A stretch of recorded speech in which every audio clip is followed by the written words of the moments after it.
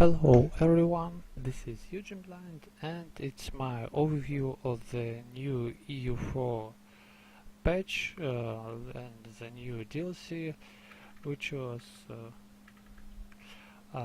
called the Third Realm. This patch was mostly about Russia and all its neighbors, and I want to start this guide from the I think what was the most unhappy in this case for me. Let's take a bit later date. So we'll speak about the new Russian ideas. They are awful, as for me. So Russia and Moscow is, if you remember, had the same ideas. So if you form Russia while playing Moscow, you won't see any changes in your ideas. Now they are different, and more the new Russian ideas are different from its previous ones, and not in a better way.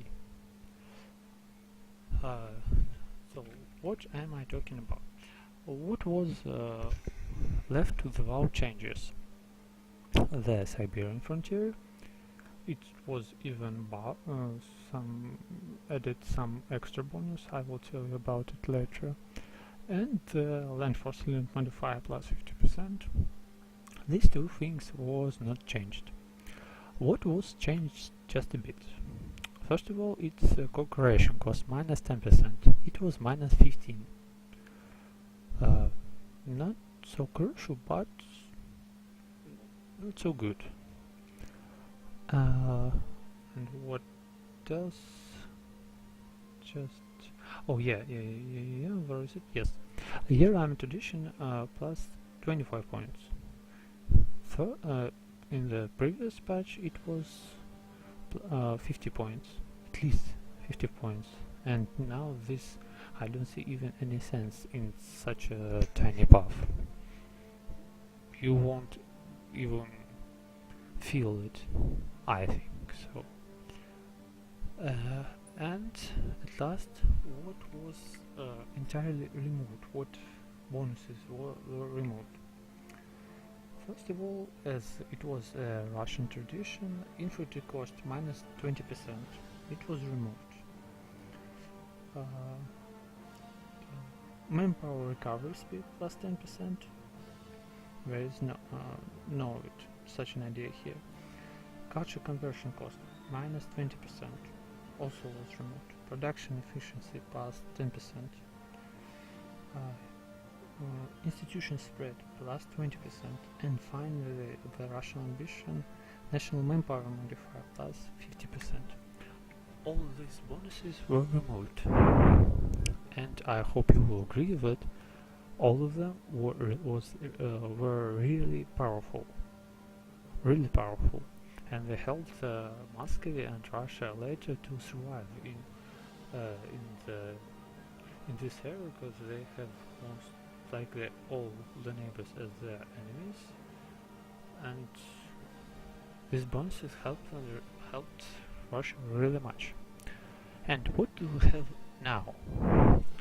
First of all, yes, the starting Russian tradition about the national manpower modifier.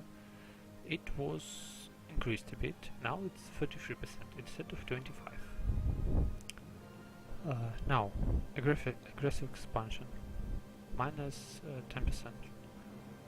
Honestly, guys, while I was playing Moscow and Russia several times, I have not a single time when I was able to make a collision against me. So situation with Russia is similar to the situation with the Ottomans, as I told it in my guide for them. You will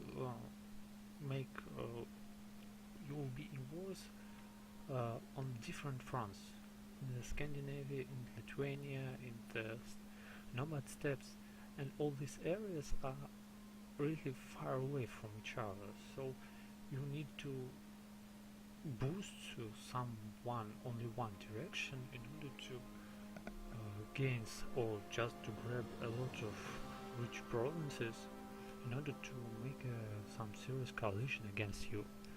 That's why this bonus seems useless in this case, as for me. The next idea is about artillery cost -10 and artillery compatibility +10%. Well, maybe yes, it has some sense. It maybe even call it a good bonus, because artillery maintenance and artillery recruitment cost a lot, and even 10% will save you some money. And the artillery compatibility also seems to be good, especially, for example, if you take the quality idea. It will help you to deal better with Ottomans who have a lot of artillery in the middle and the late game. So in some cases it will a bit balance these two countries. The next yearly corruption -10 points. Honestly, it's another useless bonus as for me. So it's good to have the corruption reduction, but not as a national idea. Honestly, the corruption will grow only if you make some mistakes or you will get some debuffs for just a certain period of time. So it's not crucial, and I don't see any sense in making it this reduction as one of the national ideas. The next idea, so yearly limited edition, I already told you about it, and advisors cost -10%. The same. Also, I don't see any serious sense in this bonus, because if you are able to maintain +2 advisors, and especially +3 advisors, it means that you have everything good with your budget, with your income, and this discount won't give any serious impact in your actions. The artillery will bring you new provinces while winning wars, and the advisors they will save some money for you, but again, I don't see that this discount will help you to maintain, for example, even +2% instead of +1. Not only because of this discount. And the next is about moral of armies +5%. Honestly, it's a good, but 5% it's a real tiny bonus. It's something like these yearly traditions. You won't even feel it in most cases. And the fire damage received -10. Maybe it will have some sense in the middle and the late game when there will be a lot of fire units and artillery. Yeah, maybe. But as for me, the same shock abilities are far more better, and the same the former manpower modifiers for 50%, which was removed, is far more better than here. You will save some units by this bonus, and in the case of +50 manpower modifier, you will just recruit new ones. That's all. But in much there will be much better manpower for you in this case. So to sum it up, I hope you all will agree that these ideas are far more weaker than the previous ones, but it's not all so bad in this situation. A bit later I will tell you what bonuses will help to reduce this nerve. I have no other words here. And let's come back to the Muscovy and see what ideas do Muscovy have now. As Muscovy traditions, we have diplomatic correlations +1 and shock damage plus 10%. Well, that's okay. The diplomatic relations won't eventually help you because now Moscow starts with 5 vassals. So 2 new states were introduced here. This is Rostov and Belozero. Belozero is a vassal of Moscow and Rostov is not. Also, Yaroslav now contains of 2 provinces. Tver is instead of 1. Tver is now of a 3 province state instead of 1. And Ryazan have 4 provinces instead of 2. Also some extra provinces were given to Muscovy, to Novgorod, so now you have a bit more space here. So, and a brief overview of the other Muscovy ideas. National tax modifier +10, year limit addition 50 points, missionary strength +1, that's okay, because you have to convert a lot. Moral of armies +10%, at least 10%, not 5. Stability cost modifier -20, that's good. Fort maintenance -20. That means that you will be able to either to have more forts or to save more money. Diplomatic reputation +1. Not so really crucial, but it will help you to annex vassals, for example, faster. And later the land force limit modifier +33%.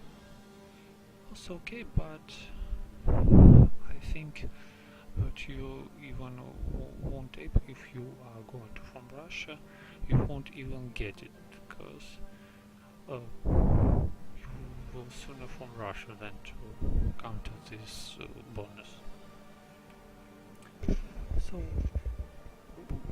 we can say that Moscow ideas are standard, something like standard ideas for some middle countries, for example, such as Hungary, Bohemia. So there are no so really cool ideas, for example, as Ottomans, Spain, France, for example, have.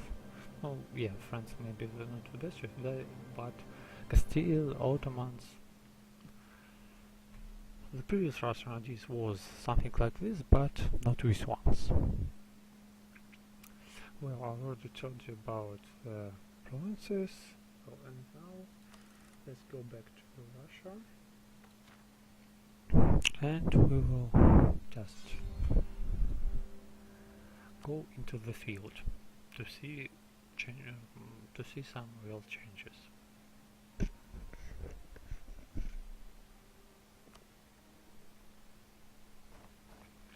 Okay, we're here. So first of all, Russia have the new government type, the Tsardom. So here you can see all the bonuses that it gives to you. It's an empire rank, so the diplomat +1 leads and keep +1. It's all about as far as I can understand about empire rank, and the real bonuses of this government type are here. National manpower +20%, monthly autonomy reduction, and year absolutism +10 points. So as you can see here, we have some compensation for the cutting down one of our nationalities of +50%, manpower modifier, he will receive plus 20 instead. And with the Russian tradition, which was increased to 33. So now we'll have plus 53 instead of 75. Now it seems like it is not so awful. It's not really good, but not so awful. So also but again, this government type can be received only when you will form Russia. For Muscovy and all the Russian minas, there will be another government type. It was called like some Principate or something like this. It had some tiny bonuses, about plus 5 national tax modifiers, if I'm right, and something about national interest -1. So not everything crucial. And Novgorod, which was here, as it is a republic, it had a new government type, the Vecha. The only bonus of this is +1 merchant. Also, don't see any sense in this new government type.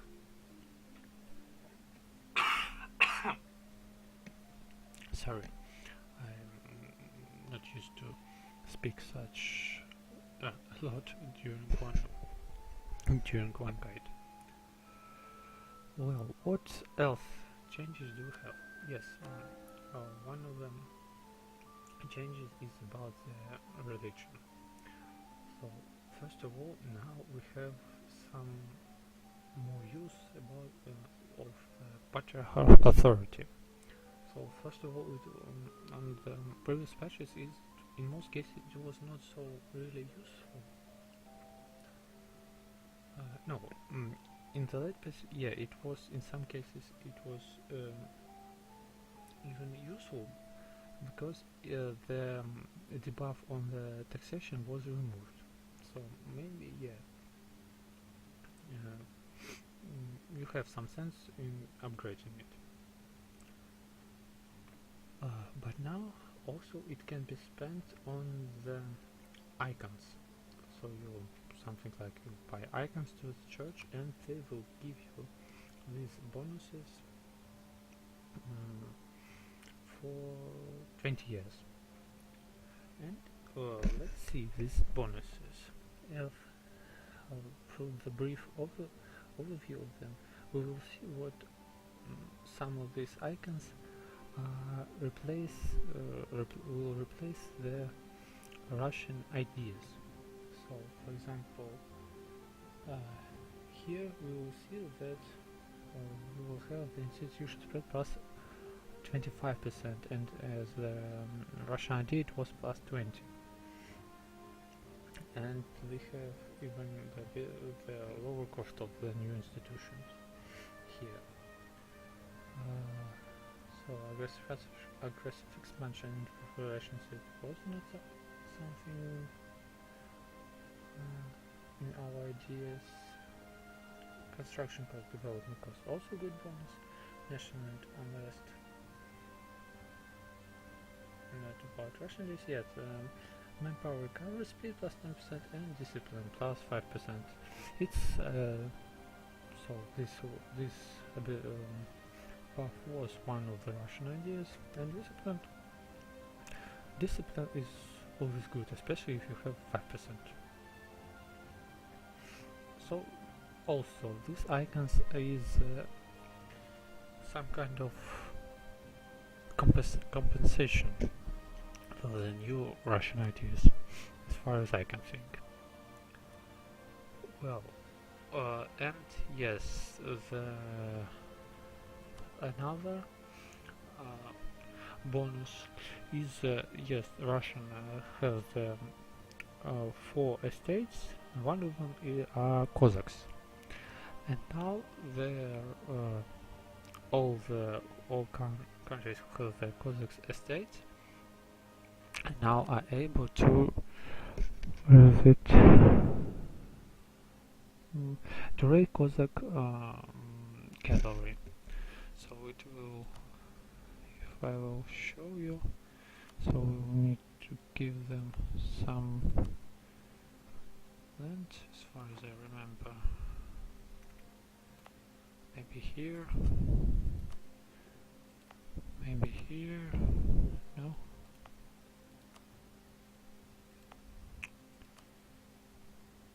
What's wrong? Okay, let's at least here. And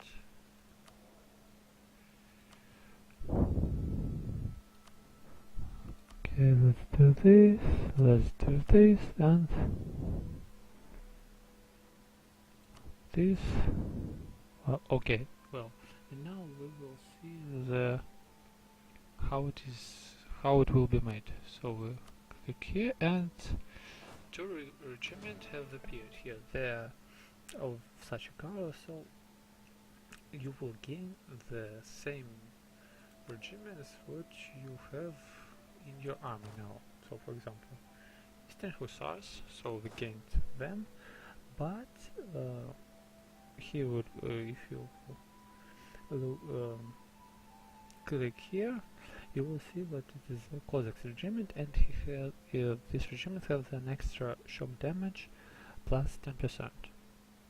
In all other cases, it's a similar regiment, but you don't pay anything for its recruitment, only for its maintenance. Maintenance is the same, 50 points, half of the ducat. Okay, let's see. So as the all other cavalry, so you give some extra cavalry without paying money, only maintaining it. The same situation is with the Streltsy. Also some new extra unit. As far as I can understand, it can be gained only through this interaction. So the Tsardom, and not only the Tsardom, all these three new government types, Vech, Principate and Tsardom, have these three options. So you will need to gain 100 points. It can be so you have the three of them as a base, and all the rest are given from the abilities of your ruler. They are gained every year. So for example, here we will gain 5 points every year. Here 8 and 9. So when you gain 100, you can activate this boost. So here it will be the autonomy reduction by 10 in all provinces. Here the rebels will spawn a bit. It will take them for more time to spawn.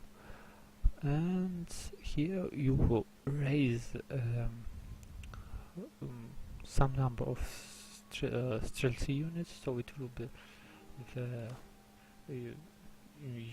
infantry unit you have now chosen as your main unit, and in number of 20% of your force limit. So for example, if you have 100 force limit, you will gain 20 regiments. They have a bonus in fire, so 10% fire bonus, but on the opposite of the Cossacks, it has a debuff. It will increase the stability. Sorry for this, but yes, it will cost you a bit more administrative points on increasing your stability.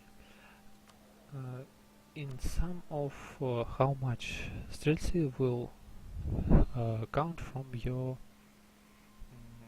force limit. So if you raise the 20% of your force limit, so it means that the stability increase will be by 20% more costly.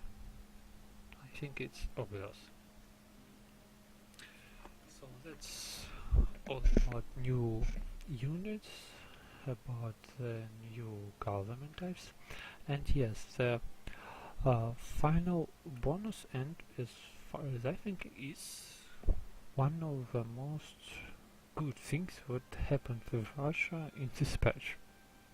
So this is a Siberian frontier.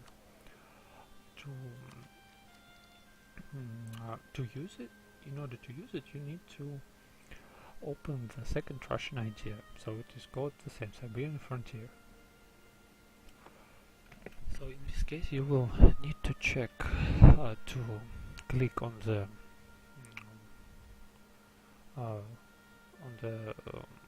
territory which belongs to no one, and here you may send simple colonies here, or you may establish a Siberian frontier. It will cost you 20 diplomatic points, but that's all.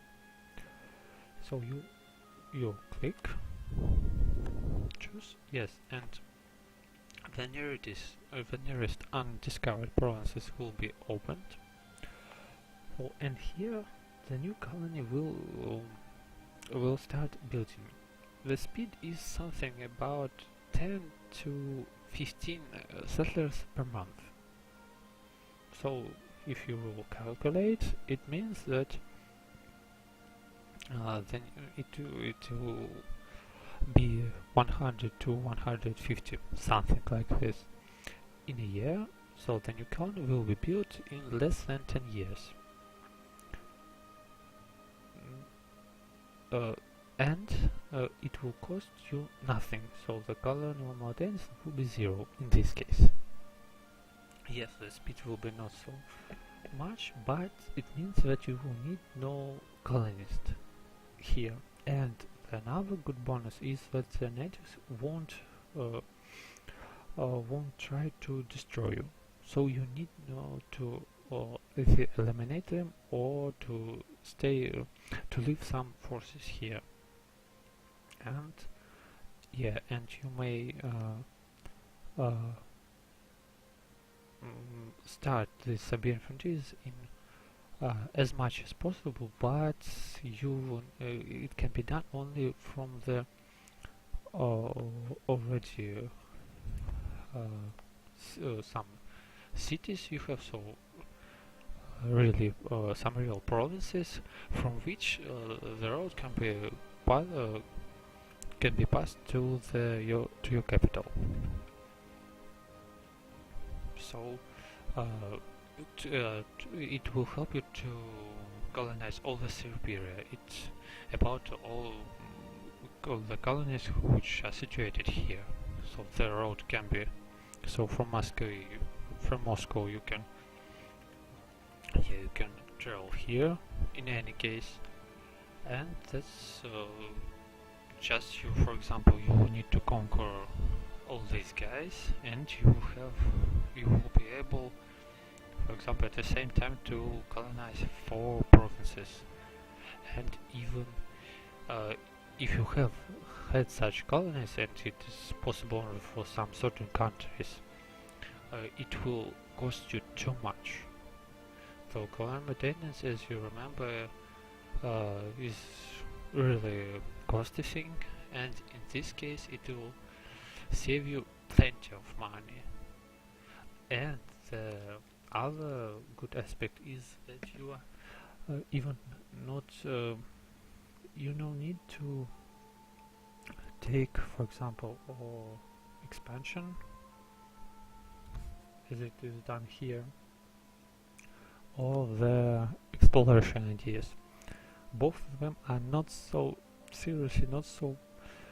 needed to be taken for Russia, but you should do it in previous patches in order to colonize the Siberia.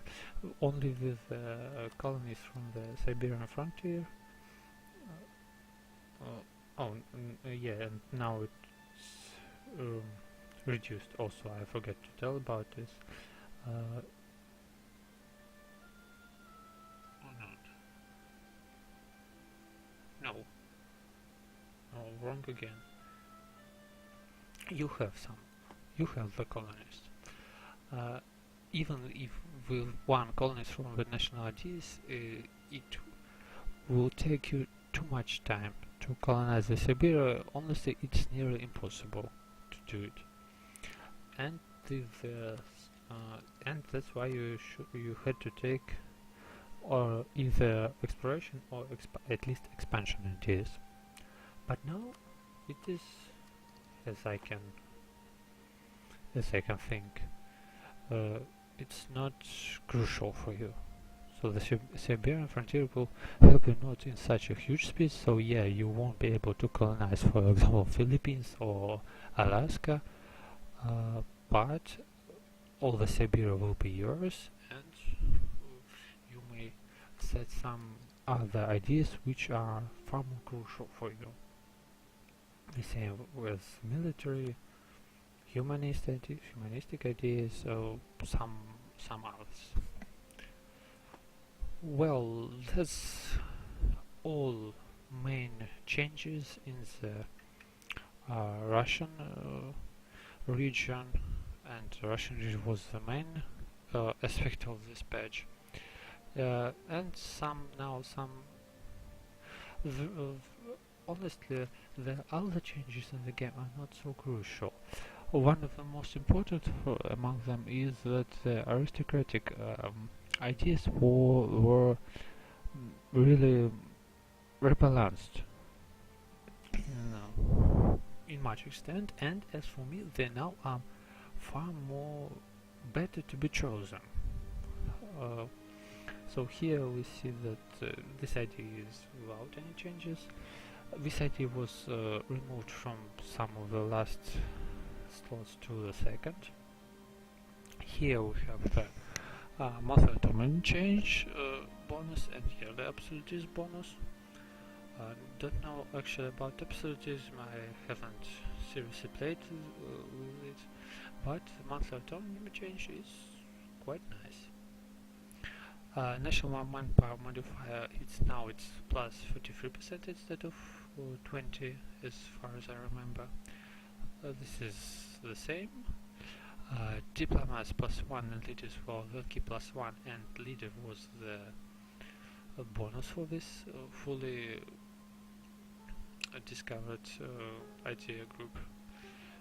Is available mercenaries plus 20%. If you are not playing with mercenaries, there is no sense in it, but if you do, it will be good. And here's the leader siege +1. That's okay, so the sieges are one of the most troubles during the war. And here it's the boyar monthly loyalty plus 10%, but as far as I can understand it, it's about the your how to say military estate. It's also if you will play for example for some other countries, so it will be about their military state loyalty. And honestly, all the other bonuses are not so, or changes in the patch are not so crucial. There are now some serious changes in game mechanics, only some changes to the IE's behavior, so now it seems that IE will be a bit more clever in battles, in managing their countries, and that's, I hope, will lead to the more interesting game. So the gameplay will be far more interesting, I hope so. Well, now it's at last it's completed all I want to say about this patch. Well, I don't honestly know how I can judge about it. In some cases it is good, in some cases, yeah, you understand me right, with Russian ideas, it is not the best thing happening in the game as for me, but nevertheless it's it will make the game a bit different from the previous patches. So that's, and also it's a good option for the players who haven't played for the Russian nations or played them for long ago to come back here and to try to form Mother Russia once more. Well, I hope this guide was useful for you. I hope you now you know all the main changes of this patch, and I hope you will use it in your gameplay. That's all I want to say. Thanks for your attention and goodbye. Hope to see you again here.